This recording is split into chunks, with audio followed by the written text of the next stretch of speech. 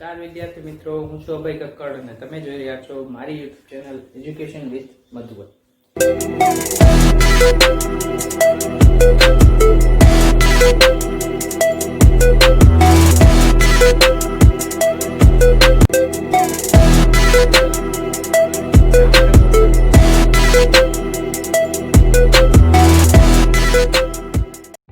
તો સ્વાગત છે આપ સૌનું નવા પાર્ટની અંદર. આપણે આગળનું ભાષાંતર છે એ જોવા જઈ રહ્યા છે. તો ચાલો હવે આગળનું ભાષાંતર છે એ આપણે હવે મેળવીએ.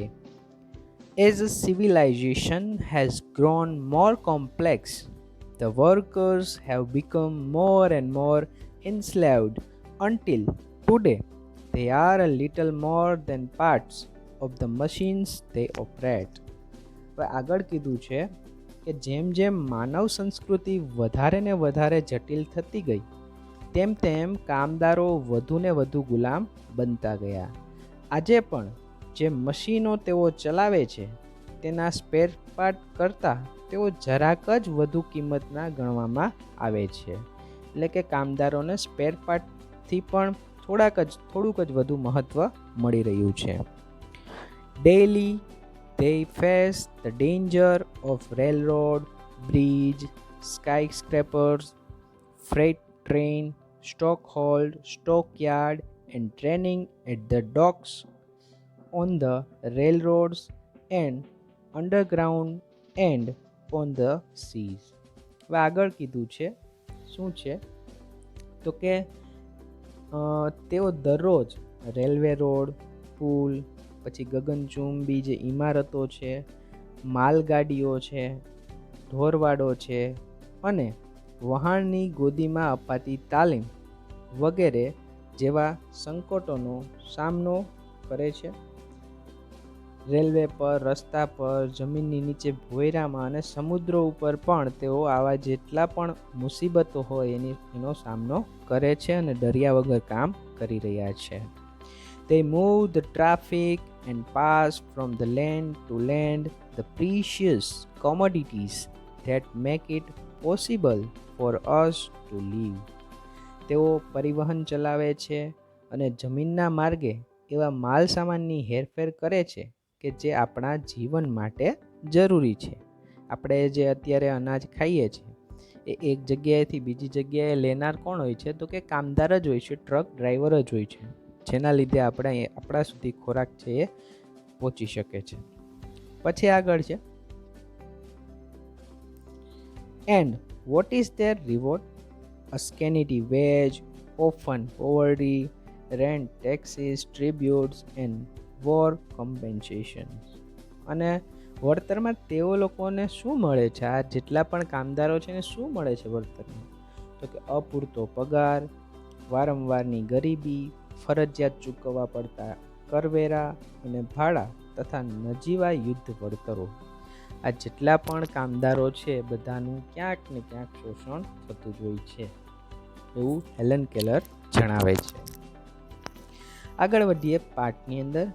The kind of preparedness the workers want is recognition and reconstruction of their whole life, such as has never been attempted by statesmen or governments. કામદારો જે પ્રકારની પૂર્વ તૈયારી ઈચ્છે છે તેમના સંપૂર્ણ જીવનમાં નવીનતા અને સાચી ઓળખ કે જેનો પ્રયત્ન કદી પણ જે સ્ટેટ્સમેન એટલે કે રાજનેતાઓ કે સરકારોએ કર્યો નથી. કામદારોનો વિકાસ થાય એવું કામ એક પણ સરકારે કર્યું નથી. The Germans found out years ago that they could not raise good soldiers in the slums, so they abolished the slums. શું કર્યું છે જર્મનોએ? તો કે જર્મનોએ વર્ષો પહેલાં શોધી કાઢ્યું હતું કે તેઓ ઝૂંપડપટ્ટીઓમાં સારા સૈનિકો પેદા ના કરી શકે. તેથી તેઓએ ઝૂંપડપટ્ટી હતી એ જ આખી નાબૂદ કરી દીધી. ઝૂંપડપટ્ટીઓમાં લોકોને રહેવા દીધા નહીં. They showed to it that all the people had at least a few of essential of civilization: decent lodging, clean streets, wholesome if scanty food, proper medical care, and proper safeguard for the workers in their occupations. આગળ શું કીધું છે કે તેમણે એ પણ જોયું કે બધા લોકોને કંઈ નહીં તો માનવ સભ્યતાની કેટલીક પાયાની જરૂરિયાત તો મળી જ રહે, જેમ કે યોગ્ય રહેઠાણ, આપણે જે છે ને રોટી કપડાં ઓર મકાન, એના જેવી જ એક વાત છે અહીંયા, જેમ કે યોગ્ય રહેઠાણ, ચોખ્ખી શેરીઓ, ઉચિત જે ડાક્ટરી સેવાઓ છે, તંદુરસ્ત રહેવા માટે પૂરતું ભોજન અને કામદારો માટે તેમના કાર્યક્ષેત્રોમાં યોગ્ય રક્ષણ, એટલી વસ્તુ તો એ લોકોને મળવી જ જોઈએ. That is only a small part of what should be done. અને આ તો એને જે કામ કર્યું છે જર્મન્સ લોકોએ, એનો એક નાનકડો જ ભાગ છે. હવે આગળ છે, is your business to force these reforms on the administration. તો આગળ કીધું છે વહીવટી વિભાગ પર આ બધા સુધારાઓ કરવા માટે દબાણ કરવું જોઈએ, તો જ એ લોકો આ કામ કરશે. Let there be no more talk about what a government can or cannot do. હવે આગળ કહીએ છીએ આપણે કે સરકાર શું કરી શકે અને શું ન કરી શકે તેની ચર્ચા હવે છોડો હાલો, એ તો જવા દો. All these things have been done by all the belligerent nations in the turmoil of war. આગળ કીધું છે કે આ બધી જ વસ્તુઓ યુદ્ધમાં ડૂબેલા જે રાષ્ટ્રો છે, બેલિગ્રન્સ એટલે યુદ્ધમાં ડૂબેલા રાષ્ટ્રો છે, એના દ્વારા યુદ્ધની ગરબડોમાં આ બધું કરી ચૂકવામાં આવેલ છે. આગળ છે, every fundamental industry has been managed better by the government than by private corporation. જે દરેક ઉદ્યોગો છે, મોટા મોટા ઇન્ડસ્ટ્રીઝ છે, બરાબર, મૂળભૂત ઇન્ડસ્ટ્રીઝ છે, એ ખાનગી સમૂહો કરતાં સરકારો દ્વારા વધુ સારી રીતે ચલાવવામાં આવી ચૂકેલા છે. આગળ છે, it is your duty to insist upon still more radical measure. It is your business to see that no child is employed in an industrial establishment or mine or store, and that no work is needlessly exposed to accident or disease. આપણે થોડુંક વધારે જ ભાષાંતરનું લઈ લીધું છે, સમજીએ તો આગળ કીધું છે કે આ તમારી ફરજ છે કે તમે વધુ ને વધુ ક્રાંતિકારી પરિવર્તનનો આગ્રહ રાખો. કોઈ પણ બાળક કે બાળકી ઉદ્યોગિકીય એકમ કે ખાણકામ કે દુકાનમાં મજૂરી ન કરતો હોય અને કોઈ પણ કામમાં અનાવશ્યક રીતે અકસ્માતો ન થાય કે રોગચાળો ન ફેલાય, એ જોવાનું તમારું કામ છે.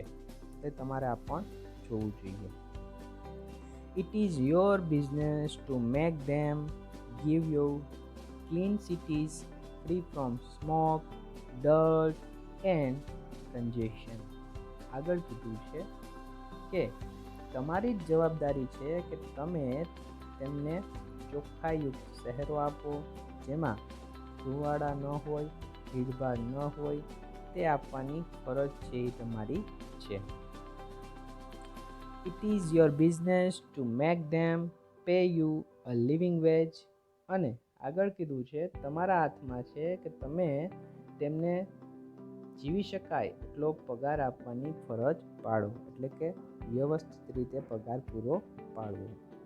It is your business to see this kind of preparedness is carried into every department on the nation until everyone has a chance to be well born, well nourished, rightly educated, intelligent and serviceable to the country at all times.